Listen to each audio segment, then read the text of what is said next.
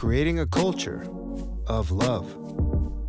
There's power in this, and I have to choose to use it the right way. If I stay in this, my wife is probably going to divorce me, and my kids are going to resent me, and all I'm going to have to show for it is, well, I'm working to give you all this money.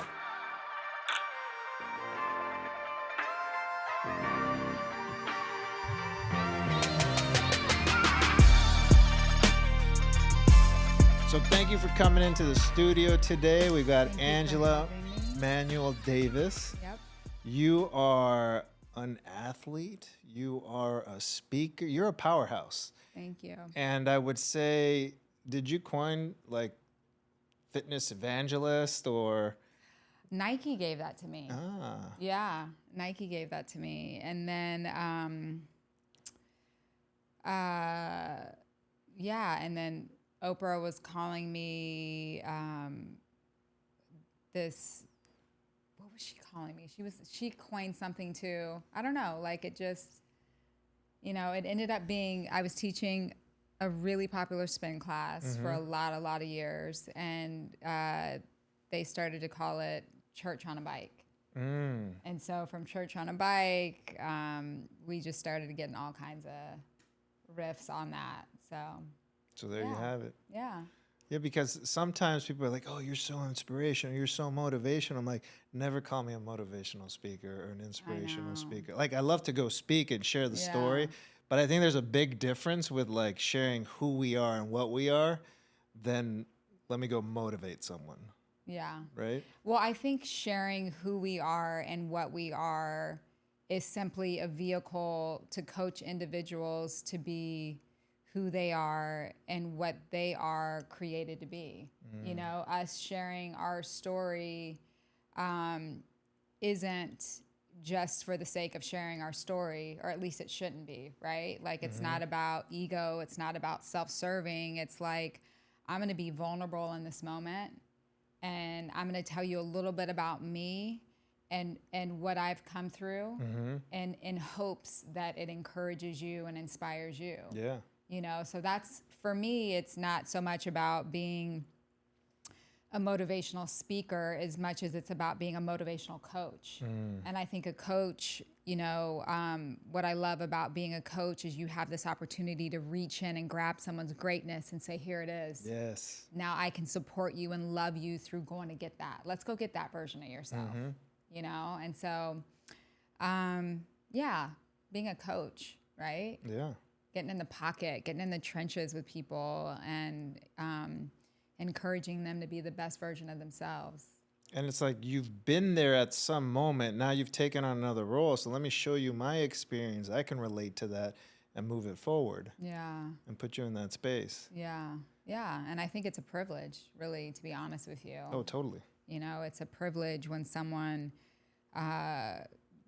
considers you to be and to hold that position in their life. Like, what a privilege, and I don't ever take that lightly. When someone calls me coach, or when someone asks me to coach them, I don't take it lightly. I think it's one of the greatest privileges, really. Yeah, So, I agree. Yeah. I agree. I say that whenever I pin a wall in a community and I'm able to put something and put my name on there and my art and how it impacts, like, to me, it's like, that's an honor. I have to come respect the space. That's right. And who's touching it, who's moving forward through that. That's right. But one of the things that you were saying that reminds me is that we're all mirrors of each other. Yeah. And the thing is, we come in a bunch of different flavors and energies and wavelengths and whatever. So not everyone vibes with everyone, but we vibe with certain people. Yeah. So when we vibe with that person, it's like, you're my person. You're my coach. You're that person that sees me. Yeah. Help me find my greatness. There's a difference there. Yeah, that's beautiful. Because we aren't all for everyone. And I, feel like I had to learn that a long time ago and really just sell out to the version of myself that I knew I was created to be. And as soon as I stopped trying to people please, and as soon as I stopped trying to be everyone's person, and knew that you can't please everyone, you're gonna offend people, not everyone's gonna like you, but if I can just sell out to the call on my life and be all that I'm created to be, I'm good with that. I can lay my head down at night and I can hold on to peace. because I know that I did right by me and right by my call. And I think that's all we can do, really. And I think many people overlook that. It's overshadowed. And I like that you use the word sell out because it's such a negative word, Yeah. especially in art. Oh, you're a sellout now, or you're this. Yeah. I think selling out is like going all in. That's Let me what it put is. it all out there on the floor. Exactly. It's just a matter of how we're using these words. And you understand that as an athlete, like we got to go hard in the paint. We got to give it all we got. We can't leave anything, you know, it's literally about like all of me. Yeah. This is all of me. So when I coach and I teach or I lead or I'm on stage, it's just, this is all of me, you know, and that is selling out. That is giving all of it. And that's really what it is, you know? And so you're right. It's how and words are so powerful. Oh, yeah. You know, words are so, so powerful. And I love that you have really honed and really helped us define love. But words, life and death is in the power of the tongue, you know, and there are things that we can say that can crush people. And there's things that we can say to encourage and inspire and uplift people. And I know that as an encourager. I know that as someone who encourages people for a living. I understand that. And I've really had to, because just as kind as I can be and just as uplifting as I can be with my words, I could be the whole other opposite. Yeah, And you'd I be know a weapon. that. I know that. I could, and so I've had to grow up and realize, wow, there's power in this, and I have to choose to use it the right way. I have to choose to use these words the right way. Because there was a time in my life that younger version of me would use this same gift to cut people up, to chop them up. And I was good at it. I was great at it. And I was like, wow, like this can be a slippery slope. And really once I, you know, had my kids, I was just so mindful of the words that came out of my mouth. I was so mindful of the words that I spoke over their life. I was so mindful, you know, never to call them out of their name, you know, and if it was out of their name, it was something of adoration and respect, just really understanding the power of our words and being responsible of that. And those are our choices. We have to choose that. We have to choose to be kind. We have to choose to operate in love. We have to, you know, choose to use our words to spread love. And it's not easy. No. That's the thing. Fear is easy. Reacting is easy. Lashing out is easy. But choosing to take a beat, to take a breath, to take a moment and realize what's actually happening here. Let me take some inventory. Do I need to react that way or can I respond this way? I had to learn that too. In my 20s, it was all ego and bravado and claw your way to the top. Doesn't matter who you smash, step on, crush, but it gets lonely and we don't realize that. I'm glad I still have a lot of life where I can figure that this isn't the way. I got to take people with me. Yeah. But that's the power with words. We don't realize it. We're just like, I'm going to stomp. I'm going to kill you. I'm going to take you out. Let's go. Let's get to the top. Instead of saying, yo, come with me. Yeah. Let's elevate. Let's collaborate. Yeah. Let's move forward. And I've learned that it's for me, it's like having emotional discipline. Having emotional discipline. Like people can talk to you crazy. People can offend you. People can come at you left. But having the emotional discipline to sit in the moment and make a mature decision that serves the situation and it's in the best that it could serve the situation, regardless of what it would do for me or my ego, but how can I serve this situation properly? And I think, you know, this past year for me, it's really been about getting stronger with that emotional discipline and being able to bite my tongue and being able to just sit in a moment and not let that moment take me out of myself. So I think it's just something that we can choose. Again, choice is such a big thing, but it's something we can choose to work on, you know? Many of us don't believe we have choices.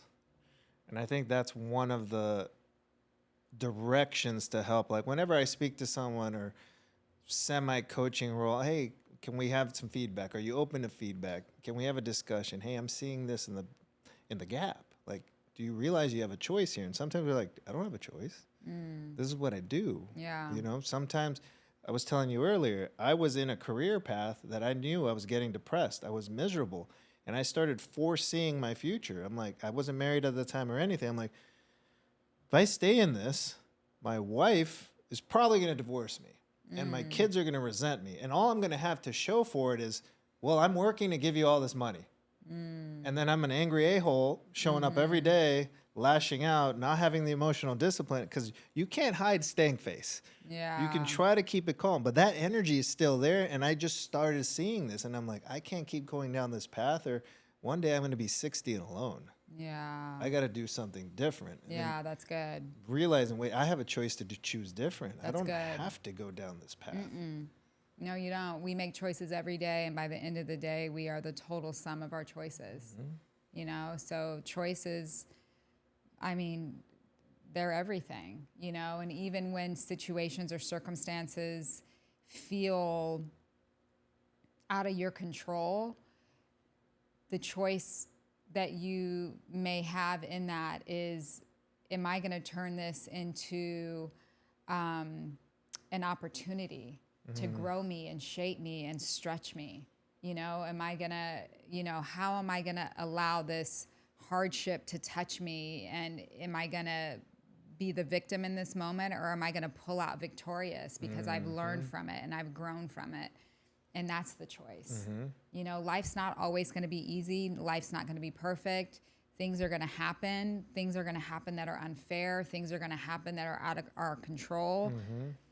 But it's our choice in how we respond and we react to that moment. And if we choose to take it as a learning, you know, I try and take my hardships, and sometimes I just want to be a victim. That's normal. Yeah. It's normal, right? It's normal to just want to stay in the bed and pull the covers over your head and say, F it. Yeah. This is hard. And I'm going to be a victim and I'm going to have a pity party. But we can't stay there forever. Exactly. Allow it for that moment. Have it. Do what you don't judge yourself for doing it, but get out of it. Move on. What's next? Yeah. Yeah. And so, and what ends up happening is sometimes we just stay in that valley and we just stay in there way longer than what was ever intended for us. But it's like, you know, if you got to dip down in the valley and start to build that momentum to start to go back up to that mountaintop, you know, and get to that mountaintop and see, look out and see what's next. What's next? We can't see what's next when we stay down in the valley. Exactly. We're going to have to climb up to the top of that mountain to see what's next. And so I just encourage anyone that's listening that feels like I'm in a valley and life is hard. Life is really, really hard, and life is really overwhelming, and it sucks right now. You know, I just want to encourage that person to start to step up the mountain. You know, just start to step. Just put one foot in front of the other and say, you know what? I'm going to step. You know, and next thing you know, you look back and you're like, wow, I made progress. And I'm further than I thought I would be. And things start to change and you start to feel better and you're proud of yourself. And also to pay ourselves compliments, like use our words to encourage ourselves. Yeah. Where it's so easy for us to encourage other people. For some people, it's easy for them to encourage other people. But what is it that you can say about yourself? What is it that you know, can you look in the mirror and pay yourself a compliment, you know, and say something nice to yourself and love on yourself, you know, to encourage you to take that step. Yeah. You know, like you said, we're so hard on ourselves. We're so hard on ourselves, and we beat ourselves up and stay in the valley way longer than we should. And I think there's a few things there I want to unpack. Number one is when we're in that valley, unfortunately, what I've seen from experiences is a lot of us start looking for other people in the valley to then commiserate with, to then say, oh, we're all here. Oh, there's many of us here. Let's just stay here and complain instead of taking that step. And they think they're doing something. So I think it's also sometimes like, what's our surrounding? Who are we surrounding ourselves with? 1000%. Where can we seek the motivation, right? If social media is upsetting you, stop looking at things you're looking. Go look for things that don't upset you. Or unfollow those people. Exactly. Which I have a hard time unfollowing people because I feel like I'm going to offend people. So I have a hard time unfollowing people. But then there are times where I look at social media and I'm like, why is this person or this thing like now in my thought process or in my world? I don't want this. I actually don't want this. And for me, as someone who encourages people for a living and inspires people for a living, I want to be encouraged and I want to be inspired, and I need to be to do what I do well. And so there are certain things that do that for me, and I just have to be okay with, if this doesn't encourage me or inspire me, I can unfollow this. Yeah. And I have to practice what I preach. I'm not saying that I do that now, but I need to. I need to be better at that. And I have an idea because I have the same issue, and it's more so like if I unfollow them, I don't like what's happening here. I don't like where they're growing. I don't like what's going. And then, oh, maybe they'll unfollow me too. Cool. Then I don't need you following me. But it's also that thing. I'm like, I don't want to upset someone. Right? I'm like, oh, he teaches love, but he doesn't follow me back. Or when people, why don't we do a challenge right now for anyone listening? Like, go unfollow the 5 people or 1 person or 10 people that are upsetting you right now. Please do it. I'm going to do the same thing. All right, I'm going to do it too. I'm going to do it too, because it again goes back to that people pleasing. It again goes back to, you know, and listen, like, it's not that you're not loving people by unfollowing them. You're just choosing to love yourself. Yes. That's all. And you're choosing to be bold enough and brave enough to say, this is what works for me, and this doesn't work for me. And just because this doesn't work for me doesn't mean that I don't love you. It just means that I need to protect my space and what I'm doing so that I can continue to do what I do at the highest level of what I can do, what I do. And that's it. But people are funny. We're funny. We get offended easy. Like we're needy, you know, and we're like, it's hard for us to give people the benefit of the doubt. And we all just need to grow up, you know? No, I agree. We all need to just grow up. And it's seasonal too. Maybe at a point in our lives, those people were important, were needed. Not everyone keeps growing. Like they're at their peak. Okay, cool. Awesome. You're where you're at. I'm still coming here. Why are you going to judge me because I'm still going somewhere to another peak? If not, encourage everyone that's still going to whatever their mission is. And if that was your mission and you're happy, cool. Yeah. So realizing that it is seasonal. We can't outgrow friends. We can't outgrow things in our life. Absolutely. And we are the total sum of the 5 closest people to us. So who is your tribe? Who is your community? Who is your team?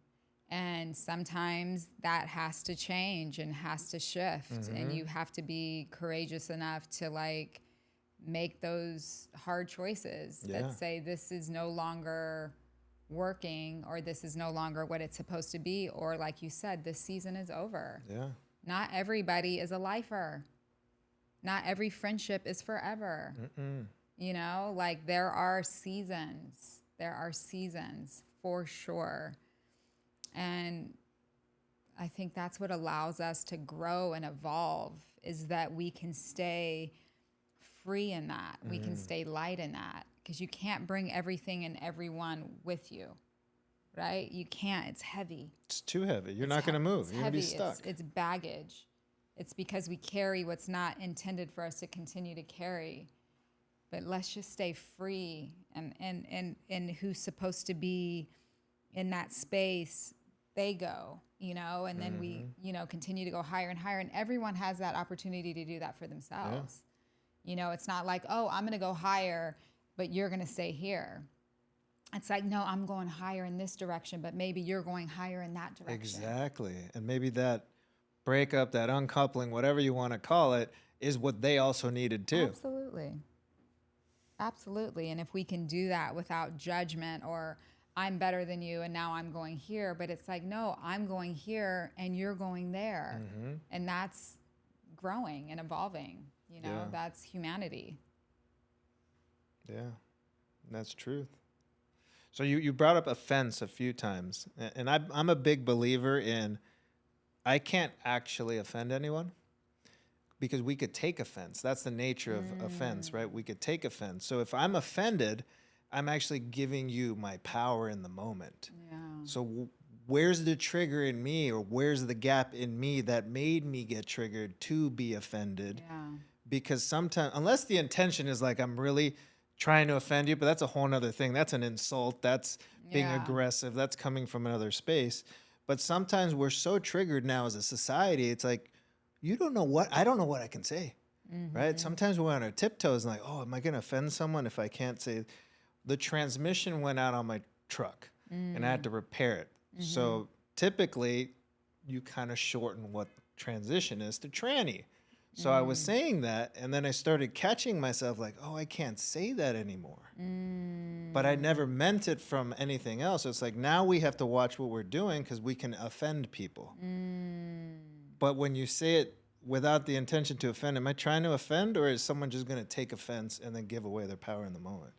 Does that start making sense? Yeah, I mean, I think two things. I think just as humans understanding where our world's at and where our society is at and some of the underlying issues, I think there then becomes an awareness, like a new awareness. And I think that's something that happened in the summer of 2020 with the George Floyd. All of a sudden, there was a different racial consciousness. All of a sudden, people started to realize, oh, well, I say this, but I didn't mean this. But now I see that it could be offensive. Like you said, we're not gonna touch on the point of choosing offense. It could be offensive. Okay. So I'm going to opt to just use another word because of where we're at. And so I think with that, it's just like, okay, that's not your heart to offend. That's not your intention to offend. But understanding the temperature of where we are, it's just saying, I'm going to opt to use different language here. But I do think, to your point, and I remember as a kid, always, that was one of the things that bothered me so much, was when people misunderstood my intention. Yes. Like that I was like, oh no, I didn't mean it like that. I didn't mean it like that. And so I get that. And that is something that, like, I hate that. I hate that. But I just think, things are sensitive, and not that we have to be like overly, and not that we have to tiptoe, but when we recognize something, let's just make a different choice.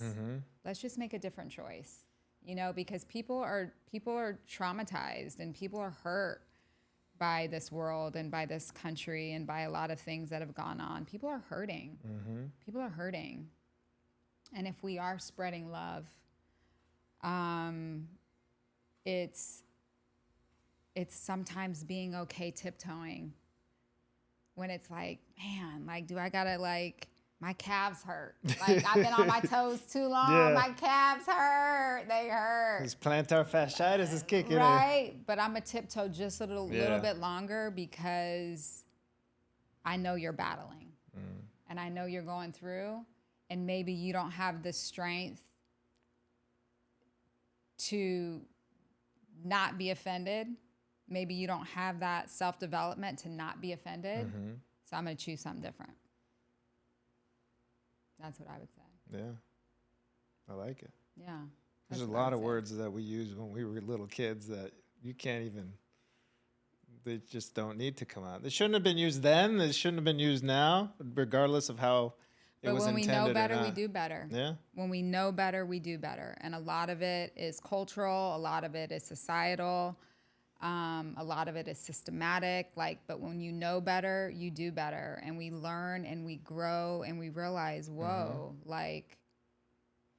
even though I learned this in a place of innocence that was taught down to me or given to me, I now have come to my own awareness and enlightenment and understanding and realize, my tongue has been used as a weapon to hurt. And I'm going to take that back and do different and do better by that, and I think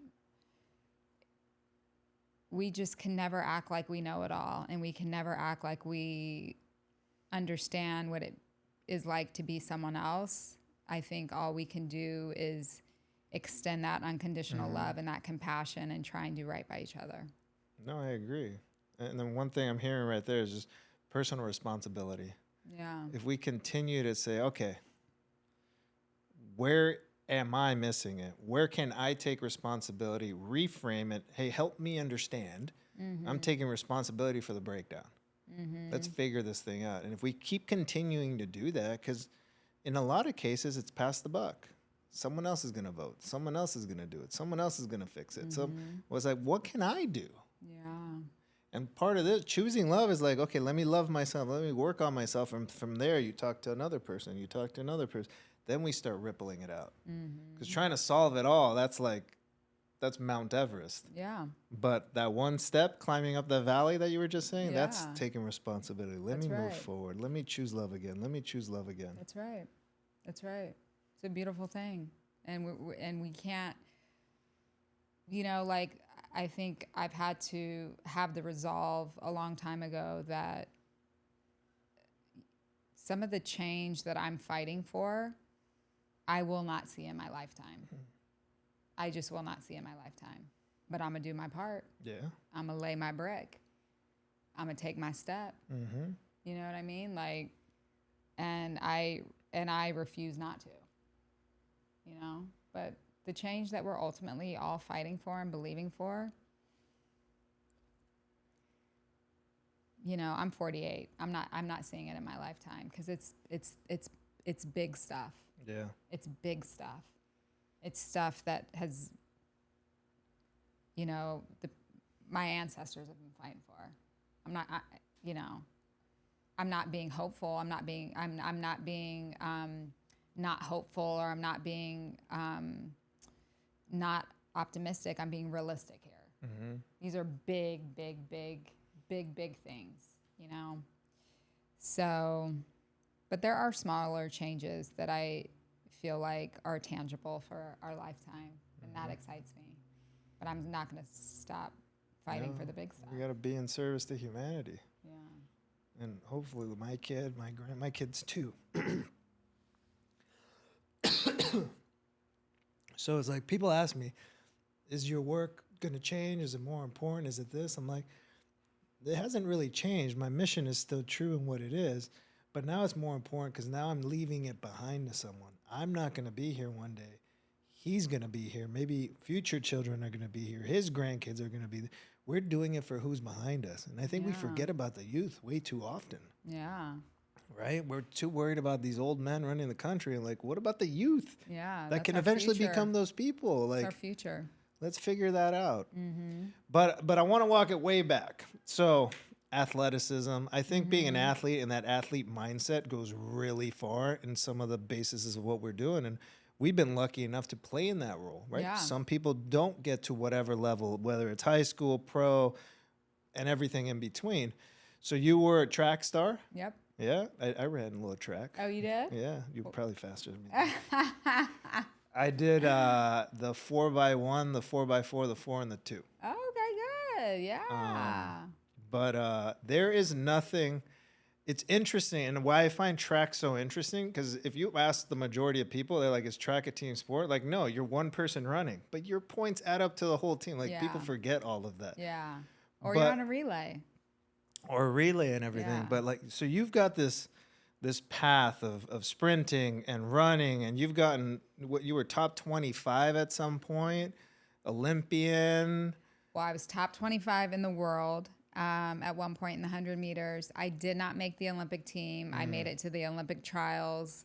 I made it to the Olympic trials semifinalist. I was a semifinalist in the Olympic trials, and I was a couple hundredths of a second away from making it to the final, which would have put me in the relay pool because I was a 100-meter sprinter, and I would have made the team. Amazing. Nonetheless. Thank you. That is awesome. You know how Thank many you. people can say that? Thank you. You're fast. I'm I'm not going to fast. race you. Nope, don't. So what's the trajectory from that, right? Early on, you're saying, I'm going to kick and claw my way to the top. I used my words a certain way. There's things that you learned. At one point, you said, it's when I had my kids, I really shifted. But was Yeah. there some shifts before that you started realizing, hey, I'm on this path. I'm chasing greatness. Was it lonely until you started realizing, let me shift because this gets lonely. Let me bring people with me. Let me move. What was that shift in that trajectory of, weaponizing your words or having that kind of energy to this uplifting, encouraging coach? I was always that, to be honest with you. Okay. I was always an encourager. My friends, they my friends that I've had since I was younger and then through college, one of my really good friends, she saw me on stage on an Oprah tour, and she said, it's so funny that you're doing this for this many thousands of people when you've always done that for us. And so for me, I was always an encourager. I had a mouth and I had a way with words. So I had to choose to no longer use my words to cut people down. Whereas there was a time like growing up and in high school and college where I could be sassy and mouthy and like cut people up with my words, but also encourage people. So there did come a time of maturation where I was like, I actually can't do the other part anymore. I actually can't do that. That's ridiculous. Like, don't do that. Yeah. But I always was an encourager, and I always did bring the team and people with me, and would always look, and see the good in people, and would always look for a way to encourage people or uplift people. That's just been like who I've always been. So it was always there. It's like, Yeah. and one of the things that I look back at me, hearing you talk and many people that I've talked to in my life, most of us have all these things. And at some point, something happens to it. Like if I didn't listen to that voice, I'd still be in finance as an angry a-hole. Yeah. Just like miserable. Yeah. Hating my life. Like Yeah. it doesn't matter. So it's like, hopefully everyone finds that aha moment. And having these conversations, it's never too late. Yeah. You can do it at 50, at 60, at 70. We're living much longer, but even if you're like, well, I have 5 years left, well, make that the best 5 years of your life. Yeah.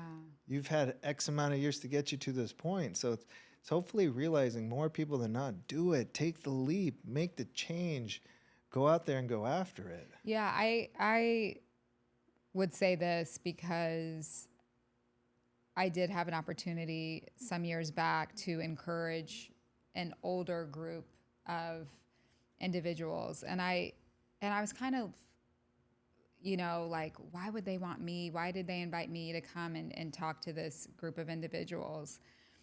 And then I just started to really embrace the moment and embrace the opportunity to do so, and kind of took some time to get still and figure out how to do that. How do I encourage someone that has way more life experience than I have and maybe feels like they've turned the corner and they're kind of like on that last leg? And it was just like this moment where I realized if we still have breath in our lungs, we still have a reason to be here. There is still purpose in us, and I say this all the time. It's my motto, but we were all created in purpose, on purpose, for a purpose. And if we are still occupying space on this planet, there are still things for us to do, and as an older individual,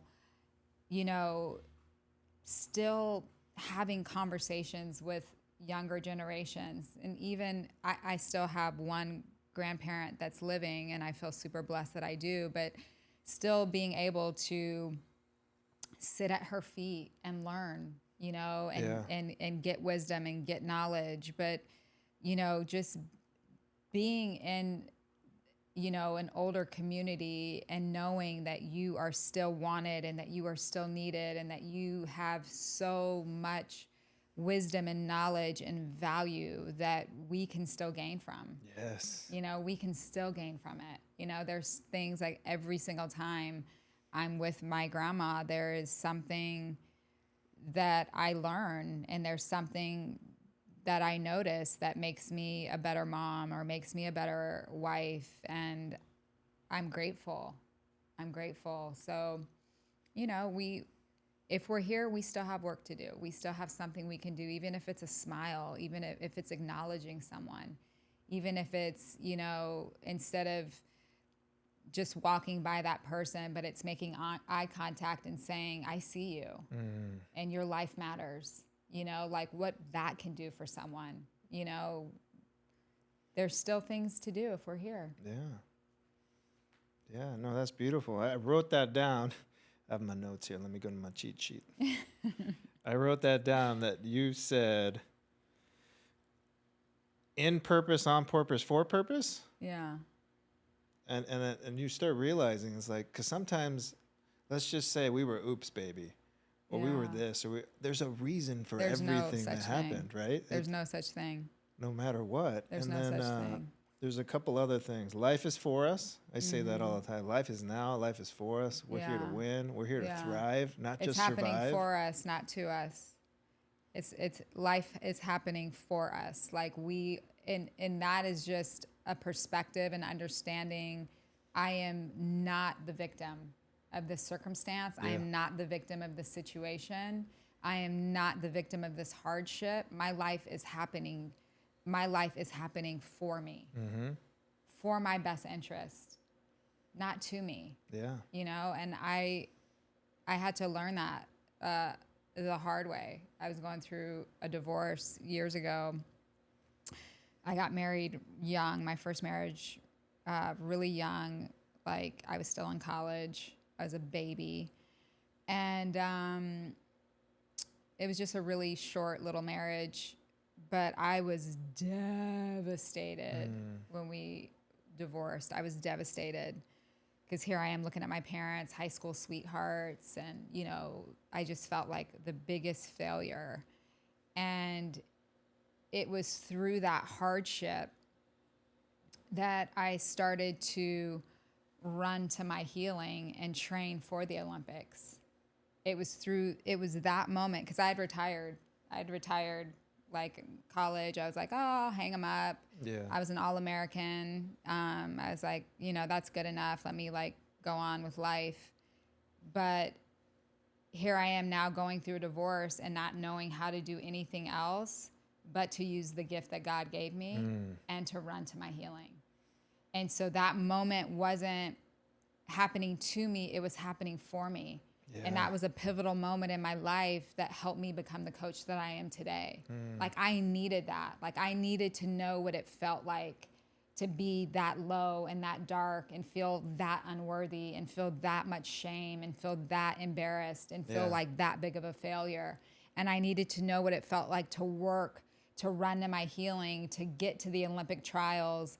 And if I'd have run the race that I'd run the day before, in my semifinal, I'd have made the Olympic team. Imagine trying to resolve that in your mind. Yeah. Imagine trying to make sense of that in your mind. When in that same Olympic trial, there was an individual who didn't make the team who jumped off the bridge and took their own life. Like it like fighting to make an Olympic team is everything. It's that sellout we were talking about earlier, where you are selling out to this possibility. Like everything from what you consume, from what you watch, from what you listen to, from how much sleep you get, to how hard you work in the gym, to how hard you work on everything you do, you are selling out to this possibility of making this Olympic team. So imagine when you don't. Imagine when you don't. That's crushing. It's just... Imagine when you don't, right? But I had to feel that. I had to feel that divorce. I had to feel not making that Olympic team to be the coach that I am today. So that didn't happen to me. It happened for me. You see what I'm saying? I mean, I feel it, and I felt that happened. That's how you were able to now derive that energy, because you've been able to take it and flip. Like, yes. And I've had moments like that. Like when I told you earlier, in 2008, lose it all, went bankrupt. On top of that, I go bankrupt and get a DUI at the same time. Like you start hitting those lows. And realizing we have the opportunity to get out. So you got the courage to keep going, right? And you found the strength. And now that's exactly what's made you resilient in who you are today. Yeah, thank you. But those are valleys. Those are valleys, like what we were talking about earlier. And I could have chose to stay in those valleys for sure. Don't think that I wasn't battling suicidal thoughts. Like, don't think when you pour every single thing into one thing and that one thing doesn't pay off that you feel like, well, what's the point? Don't think I wasn't battling those suicidal thoughts or, why am I here and what's the point of living? But I chose to step out of the valley and just take one step, even if I didn't have the answer and I didn't know what was at the top of the mountain for me. It was the fact that I believed that there was still more. I believed that there was still more. I believed that valley was not the end of my story. And I refused to let it be the end of my story. Yeah. I'll be damned. No, it's not. No, it's not. I'm still in this bad boy. I'm still here. I'm still breathing. I still have life. I'm going to keep stepping. There has to be more. There has to be more. And that's also what is important about the words that we speak to ourselves. It's like, tell yourself, there has to be more. There has to be more. There has to be more. Say it until you believe it. Yeah. We say it enough that it starts to become our belief system, And once it becomes our belief system, we start operating in it like it's reality until it is reality. Yeah. How about that? Talk to yourself. Encourage yourself. Let yourself know, there's more. There's more. Yeah, I say scream it from the rooftops. Eventually it becomes reality. It's like manifesting, however you want to name it or call it. But sometimes I painted this mural. It said, I am, and a heart filled with love. And I say I am are the two most powerful words you can say before a sentence when you're talking to yourself. That's right. And in most cases, I always ask, ask yourself, how often are you saying I am ... And what are you filling in? I'm fat, I'm ugly, I'm sick, I'm unworthy, my life sucks, I'm not enough, I'm not, all the things. And if you start realizing that, you're going to become all that. Yeah. So what's next? What's more? I believe I am enough. I deserve better. That's right. And a failure is only a failure if you don't learn from it. Yeah. So it's true. These are the words. And what are we telling ourselves? How are we talking to ourselves? Yep. Leads to some of the stuff is it's self-love and self-acceptance. I think right now there's such a spin on narcissism and arrogance and ego that we think if we look in the mirror and say, hey, Ruben, I love you, it's, that kind of stuff where it's like, no, I love you. Yeah. Take care of yourself. Sweet. And if I love me, then my wife's love is going to land. Yeah. And my son's love is going to land. That's sweet. Yeah. It's imperative. It's that whole oxygen mask concept where it's like you have to put it on yourself first to even be able to give it. It's like I have to love me first to even operate in love, and it's not ego and it's not narcissistic. It's the protocol. Yeah. You have to. It's like breathing and drinking water. Yeah, you have to. You have to be able to love yourself, to love. It has to come through me, to come out of me, it has to. And so it's such an important practice that we have to maintain in our life, is to be able to love ourselves and appreciate ourselves and pay ourselves compliments. And I know as women and as moms and having children, and our bodies are so different, training for the Olympics and then having children, and the difference in my body and having to get to that place where I'm grateful for the body that could bring life into the world. Yes. And that I'm not beating that body up and hating on that body and talking so bad about that body, you know. And for me, I had to have an emergency cesarean, so I have this big scar, and it's like it's a badge of honor, you know, instead of like, oh, you know, like, no, it's a badge of honor. You know, I was able to bring healthy boys into this world that are extraordinary contributions to humanity. And if that's what it took, that's what it took. Yeah. No, and that's powerful to frame it that way. Yeah.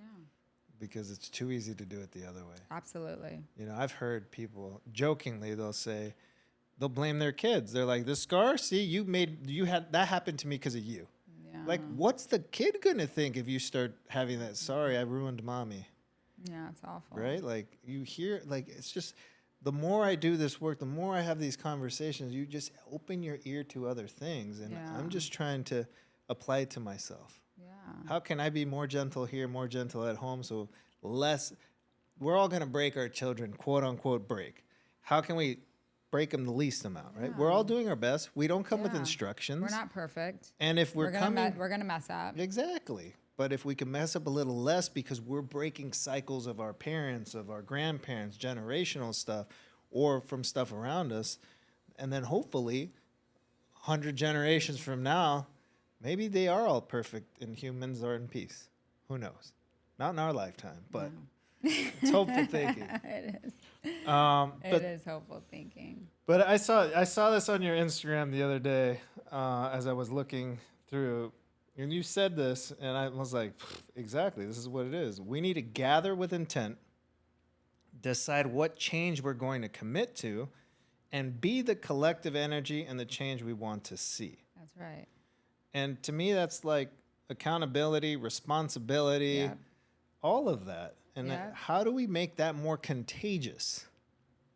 I think by continuing conversations like this, by continuing to show up in the work, like you said earlier, we are mirrors for each other. I always say we are, you know, mirrors of possibilities, you know, and we look at each other and say, man, well, if she could do that, he could do that, they can do that, you know, I can do that, you know? And so I think just continuing to show up and being willing to do the work, to being willing to be the change, to show up and stay hopeful and not, you know, expectant on our watch that we're going to see change overnight, but just know that we are planting good seeds.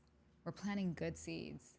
We're planting good seeds, you know, and if this is where we plant the seeds, or maybe we're watering the good seeds that were already planted, but just to continue to do our part, you know, and to just show up in the world that way, to show up that way.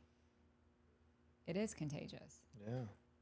And start creating that community Yeah. around you. So from Olympic hopeful, moving forward, you ended up being a cycling coach, right? And that led you down that whole fitness journey. And that was a whole nother boom. I remember when the spinning classes were all over the place, that's a whole nother level of energy and the community that built around you there. So beautiful. And that was one of the things you were able to harness Yeah. to start amplifying this message. That's right. So as a leader and as more future leaders, what are some key lessons to continue to harness a community, to build the community, to amplify messages like this? I think it's all about having that through line. So understanding the change that you're fighting for. And when you find your people, that's how you build that community. But it looks different in different seasons of your life. To be open to it looking different, to be open to someone else's, maybe the change that they're fighting for now is changed or different, and being okay with that, but holding yourself accountable to that. Like, I am going to stay accountable to myself to say yes to opportunities to have a conversation with someone like you. I'm going to hold myself accountable to still do the work that I know I was created to do, which keeps me in that community of like-minded individuals. Yeah. So I think community is a commitment. It's committing to the cause. Yeah. I've never said that before, but that's pretty good. I'll repeat it. Community is a commitment. Community is a commitment, committing to the cause. So that's how we create our community, is by committing to our cause that we're fighting for, committing to our change that we're fighting for. And people fighting for that cause creates the community. There we go. It's full circle. There we Look go. at that. There we go. Yeah. So what's next for you? I'm just going to continue to do the work. Like I think I'm excited about life. I don't think I'm a little bit of I get bored easy. So some people never wanted me to stop teaching those epic classes, but that was a season. Yeah. That was a season. Mm-hmm. And so I just get excited for the remix of the gift, like what else it looks like, the extension of the gift. Well, how else can you do it? You know, what other medium is there? Like, what other way is there to do it? And that excites me. That excites the creative part of me. That excites the artistic part of me, is to continue to remix the gift. And so I don't know exactly what it's going to look like, but I know it's going to be dope, and I know it's going to be an up level of what it's been. And I'm excited for that adventure. Right now, I'm still writing my book that I've been writing for so long. It's the hardest thing I've ever committed to in my life, and I've already completed 2 manuscripts that I do not like, and so I am on my 3rd manuscript that I finally feel like is the manuscript. I've been writing this book for years. I'm making music. I put my motivation over like sick beats, and I work with incredible music producers. Can we find that out now? Like, are they on Not iTunes? yet. Or not yet? Not Okay. yet. Not yet. My sister and I, we shot our pilot for our podcast. Ooh. So once I have my podcast, I'll invite you. Yeah. So Congrats. yeah, so there's just tons of things. Like, I can't even think of all the things right now. I'm blanking, but I'm heading to Australia next month. I get to do some coaching over there. It's what's next for me is just to continue to be on this adventure of life, and to continue to remix the gift, and continue to see what other super dope ways that God chooses to use me that are beyond what I could imagine or expect. Right. Just got to listen to it and keep saying yes and keep moving forward. Yeah. Yeah. Do you have a title of the book? You don't have to share it. I'm just curious. No, that's changed over the 2 manuscripts, but what has remained the same is the basic concept of the book, which is just me taking all of these learnings and these principles that have made me the coach that I am, and sharing those and letting the reader know that they are applicable for them, that they, making these experiences tangible, and explaining the conclusions that I've drawn, to allow me to stand firmly on these principles that I stand on to be able to coach. All of that has stayed the same, but the way that I use my voice and the way that I story tell, and through each manuscript, I'm becoming more and more vulnerable. And I think I'm finally at a place now in this third one where it's just like, man, like, I have to be so honest. Like, I have to be so honest. Like, you want to tell the packaged version of the story that's like neat. And I think the first couple times I was just trying to say it neat, and realizing that I can't say it neat. It has to be raw and messy, naked and messy, and like, but that is still so beautiful. Yeah, I was actually going to ask, but you already answered. I'm like, is each version getting more personal? Yeah. And that's the thing. You know, I ask these things to myself all the time. It's like, show the raw, show the you, show the personal. The deeper you can get, the more of the onion you peel off, right? All over time, we've put up all this armor. And then we create some personas. And like, I could understand like delivering the perfect, neat package. And that's me battling with perfectionism. So I get that. Like, oh, this is what they want. This is what the publisher wants. This looks like what it's supposed to just be. the bite-sized version. Exactly, Just but take the little nugget. But that's not That ain't the thing. it. And you know it. And that's That why ain't you're it. still sitting on it. And it's not that it's a bag. It'll be there when it's ready. That's right. Yeah. That's right. Yeah. So that's where I'm at. And I'm good and happy and raising 2 boys that are like crushing life. So Amazing. That's good. How old are they? 17 and 14. Ooh. My kid's 2.5. I can't imagine. Get your mind right, because it ain't no joke. It's the best thing you'll ever do, but it'll next thing you know, you're gonna be like, oh, 14, oh, 17. It happens so fast. 2.5 happened quick. Exactly. Next thing you know, 14. That's the one thing I take to heart. Whenever anyone says like it's gonna go like this, it's gonna go. So I'm always like, I hear you. I understand. Like everyone, please keep telling me that. You know, and Yeah, because I was told it goes by fast, but I wanted the next stage. Like I was like, when they were crawling, like pushing them to walk, when they were like, I feel like I pushed the stuff. Like I couldn't wait until they, and I didn't always stay in those moments. Like, you know, like you're like wanting them to do the next thing, and you're like coaching that, and you're holding the space for that, but just be, as a parent, just be in that, because that is only there, that might not even be there tomorrow.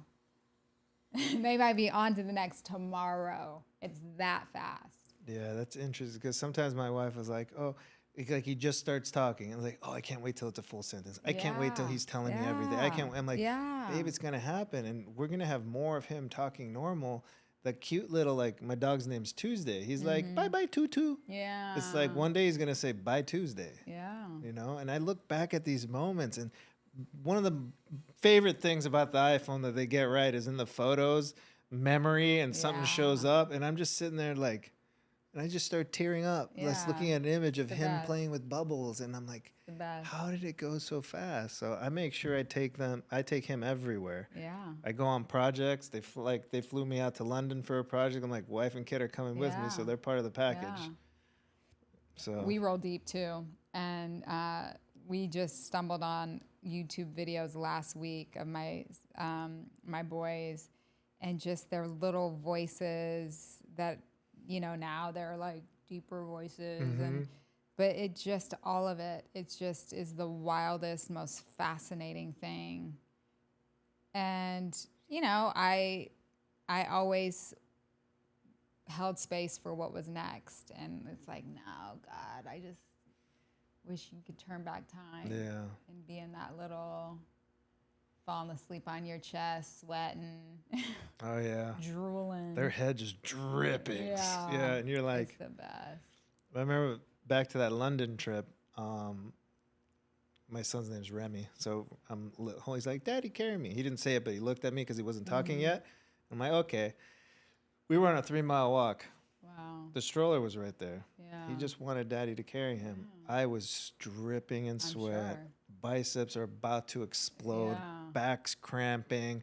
And the only thing I told myself, because like I really wanted to put him down, like, and at one point, after an hour of this, I told my wife, she's like, I'll hold him. I got a 2-second break because he's like, I'm back on Daddy. And then he falls asleep here.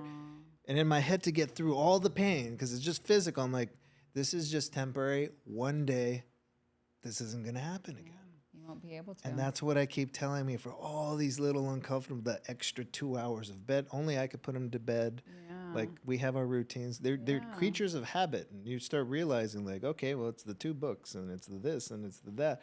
And sometimes I'm in bed 90 minutes and I'm like, I want to go hang out with wifey now. And then it's 10 o'clock and wifey's tired. And it's like, he's finally asleep. I'm like, well, it is what it is. And this isn't always going to happen. Nope.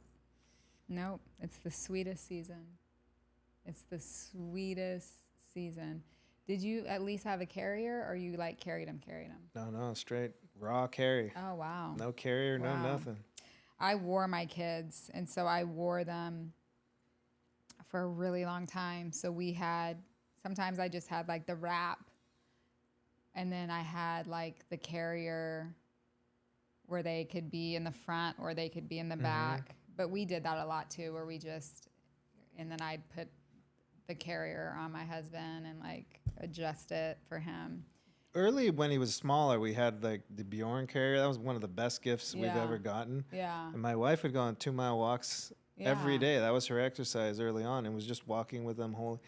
But we didn't take it on this trip. Oh. And we've actually forgotten it on most trips. Yeah. And we're like, I wish we had it. Yeah. So I just had to carry it. I had to hold him. But that's why I work out. But it's a good memory. It is. And it's a good story. I get to tell that story. And it's a lesson to myself. It is a lesson. Because even like the minute they turn 5, it's a whole nother animal is what everyone says. Like from 1 to 4, they're still like your baby. And then all of a sudden they really become a whole nother. So I'm just going to hold on to that as long as I can. And then they switch too. Like, you know, not everyone grows up with both of their parents, or, you know, but then they also switch, like how you're doing like a lot of the routine, or you're like, then it switches, and then that part switches too, and that part ebbs and flows. And as they get older, it's like, so now that my boys are older, now they're back, like, you know, we'll like lay in the bed and watch the TV show, or like just like do the veg out. Now we're back to like that, you know, so it ebbs and flows. But I remember when it was me, and then they wanted Jerome, and wanted to go to the track with him and do the stuff with him, and but it's cute. Yeah, no, because he's hardcore daddy's boy. Yeah. Like hardcore. Yeah. But I'm like, I tell my wife, babe, he's going to be mama's boy at some point too. He will. You know? He will. Because right now, and my dog is hardcore daddy's boy too. So he's like, everyone's against me. Yeah. So she kind of likes it when I'm not there, because then he's cuddling with her. But it sees, at the end of the day, they always say it's a mama's boy mostly. And then girls become daddy's girls. Attest. I have 2 boys. So, well, we're hoping for another They are boy mine. at some point. But I'll say one of they're yours. They are mine. Yeah. I mean, Encourage her. Oh, She'll get him back. All day. She'll get him back. Yeah. Last night I had an event and I wasn't home for bedtime. I'm like, well, you get bedtime tonight. If I'm not there, he'll, of course, do bedtime. Yeah. But if I'm there, there's no chance. Yeah. So the time, and it's 7 days a week. So sometimes I need a break from bedtime. Yeah. Even though I tell myself, like, it's going to pass 7 days in, 7 days out, no matter what happens. It's a marathon. So we had to fake me leaving so that she could do bedtime sometimes. So she's like, "Oh, Daddy's leaving," and he gets so sad. But I'm like, I needed an hour that day. So things happen, but it's a beautiful thing. And she deserves that. And I think the ultimate, there's a couple lessons that I've learned from having kids, a child now, and one is the inspiration of unlocking this curiosity that I believe we lose as adults. Mm-hmm. I, lucky enough, as a creative, we have way more curiosity than many other folks, but I would sit there and watch him look at trash. And it was, of course, to him, it's new. It's nothing. Like, what is this? And it's the most magical thing in the world. And who knows what he's inventing? Like, how often do we take things for granted that we're just not curious? Yeah. We're stuck in the valley because we're not curious of what the other peak looks like. That's right. So our curiosity is also part of the stuff that can move us forward. Yeah. And getting to see life again through a child's eyes is such a fascinating experience. And the awe of it, right? They're in awe of everything. We should never lose the fact that we should always be in awe of awe. We should never lose the awe. We woke up to see another day. Not everyone was on the wake-up list. Mm-hmm. That's awe. Oh, wow, I'm still here. That's awe. Yeah. You know? I walk out the front door and the sun is shining. That's awe. Or if it's raining, you know, and just the crispness in the air because it is raining, you know, and that smell when it smells different. And like, we should always be in awe. We should stay in a constant state of awe. Yeah. You know, grateful that I made it here safely. You know, just the little things. It's choosing gratitude. It's, you know, it's choosing to see what's in front of us and be grateful for it, you know. But like literally, like I'm driving from my house to here, and it's like, I don't know when the last time is I've been to this part of town, but it's like I pull up and it's like, I'm grateful I made it here. Yeah. I mean, you know, no different day in LA, but just like, oh, I'm grateful. Grateful I made it here. Grateful I was safely on the freeway, you know. And it's not taking like little things for granted. Yeah, and it's also not about having a morbid thought, because sometimes people are like, we're just going to be safe. If I have that thought process, I'm thinking that I'm going to die and it's negative, but it's not negative. It's saying thank you. Thank you. Yeah. Real gratitude. Yeah. Because it didn't have to turn out that way. No, exactly. How much of the world we cannot, there's very little we can actually control. Yeah. Let's control what we can control and focus on that and amplifying that. And like the stuff we can't control, let it just roll off of us. That's right. Like we control our words. We control keeping our word, right? And how we show up. But everything else, we can't control. You can't control what I'm going to say. I can't control what you're going to say. There's an expectation, but... Yeah, it's true. It's good. Yeah. So, couple final questions. One being, how do you define love? God is love. We were created out of love, created to love. You know, there's different types of love. You know, there's brotherly love, and there's the kind of love you have for your partner. And there's agape love, which is how God loves us.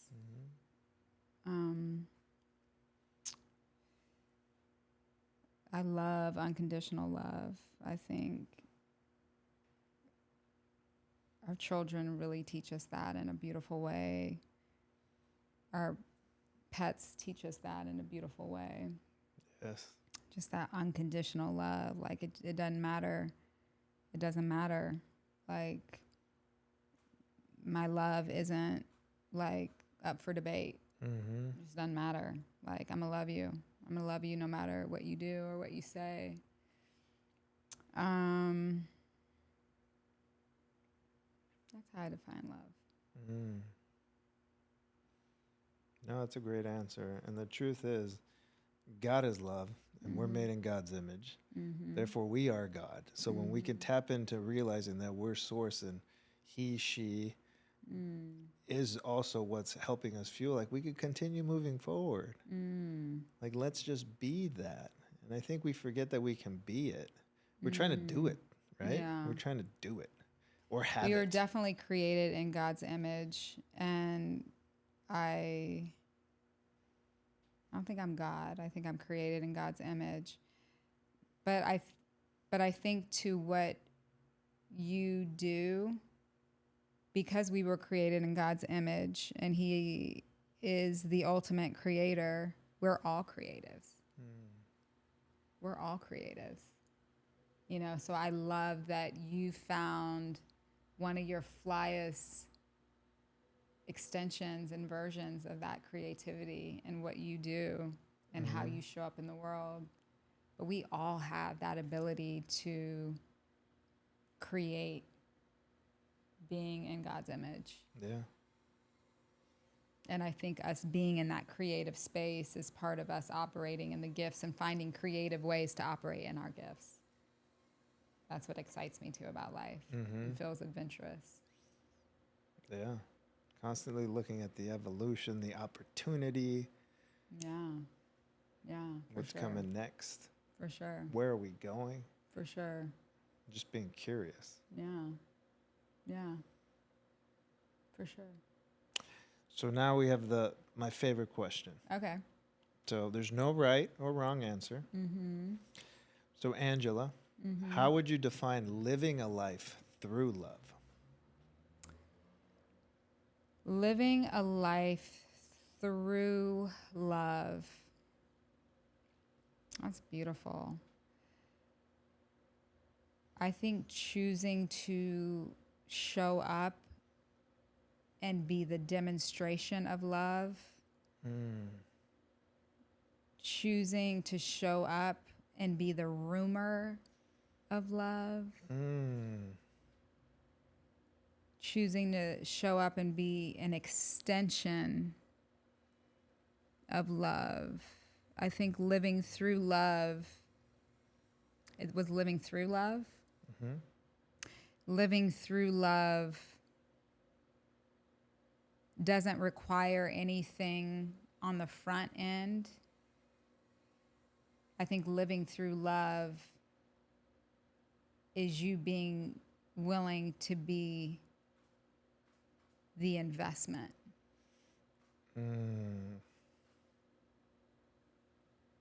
Not the fruit from what was already planted, but you choosing up, choosing to show up and be the initial. I think that's living through love. I love that. It's probably one of my favorite answers. Thanks. The demonstration, the rumor, the investment. Yeah. Yeah. Well, thank you for showing up. Thank you for having me. For being, oh, you're welcome. It's my honor. For being love. You know, I've felt everything you said. Your power, your energy, your calmness, your demeanor. There's a reason you are you. And it's true. We're the sum of everything. Our lowest lows, our highest highs, to be who we are today, and for us to invest in ourselves, but not for ourselves, to be in service to humanity. Yeah. And ultimately, I think that's definitely what you're doing. And that's what we're here to do. Thank you. You too. Continue to do the good work. Continue to fight the good fight. Thank you. Yeah, I salute you and honor you as well. I receive. And where can everybody find you? My IG is good. Angela, Angela, Manuel, Manuel Davis, Davis, at Angela Manuel Davis on my Instagram. I just got on Threads. Are you on Threads? Yeah. It's the same on Threads. That's my same handle on Threads. And then that's good. I think I keep people updated and let people know what's going on. Yeah. Thank you. No, you're welcome. But Threads, you brought up Threads. I'm loving Threads. It's cute. It's like what Twitter was back in the day, and then I lost interest in Twitter when it first started. Yeah, me too. But now I'm sitting here, I'm throwing my poems on there, I'm throwing questions on there, people are interacting. I'm so cute. Because I write these captions sometimes to the reel, and the reel is just a clip, but like I have this whole huge caption that I spend hours writing. I'm like, did anyone really read that? Well, at least I wrote it for myself. And then one day I'm thinking, this is all fodder for the book. Yeah. I post poems. This is for the next poetry book. This is so I just look at it as just a giant diary, but I'm enjoying. Yeah, I'm it's enjoying fun. it. It's fun. Yeah. Good way to like do the work. Good way to spread the message. Good way to show up and like be the investment. Yeah, totally. And we did initiate a challenge earlier. That's right. So to recap that challenge, I myself, you committed to it. I'm gonna do it. If there's people, pick a number. You don't have to follow everybody. Pick 5, pick 1. That one person you're like, I really want to unfollow this person, and why you're not doing it, just go unfollow them. Yeah. Don't think about it. Yeah. Don't overthink it. I'm going to go do that. I have a few in my head that I know I need to. That's right. Love yourself enough to do right by yourself. Yeah. And it's not about them. It's about you. That's right. So that you can continue to do what you were created to do. Exactly. Yeah. Thank you. Thank you. Thank you so much for tuning in to Live Through Love. If you love this episode, you'll love this episode.